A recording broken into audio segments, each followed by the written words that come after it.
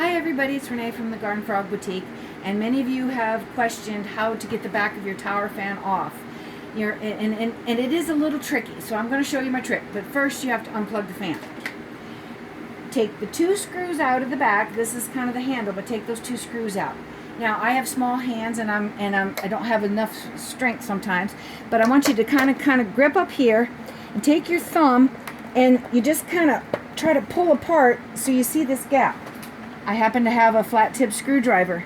I kind of guide it down until I hear a pop. So slide it down and pop it. Now then move to the other side and kind of pull it apart and slide the screwdriver down until you can get it to pop again. Now don't pull it out.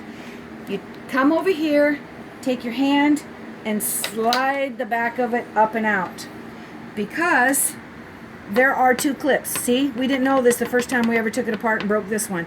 So there's the clip and it slides in these two slots. So I'm going to be right back and show you how to put it back on. Now while you have the back off, make sure that you clean up your fan and lube it up. We happen to use WD-40, but you can use anything that's a lube. Okay, squirt in right there to get the fan motor going, because this one stopped spinning. And then you go to the bottom and you squirt your little lube, whatever it happens to be, in there. Now next we're going to put the back on.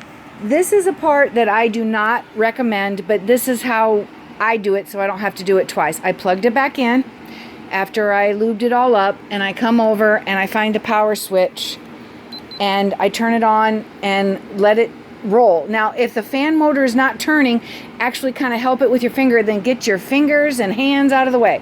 See, the fan works again. So turn it off and unplug it, and then we'll put the back on. Okay, I unplugged the fan again before I put the back on, just in case something happens. Now remember, we need to line these clips up with the slots. This takes a few minutes. Hopefully I can get it right off the bat, but don't go too much higher than what the little slot is, so you can just slide this down, and you can, sometimes you hear it pop. This it'll take some doing, but it can be done. And it slid right in, and then just pop your fan back on, put the two screws back. Most of the tower fans work this way. Now there are some that all you need to do is take the two screws out and kind of pull it apart, and remember, pull them up because they're usually clipped at the bottom. Thank you for stopping by, and talk to you later.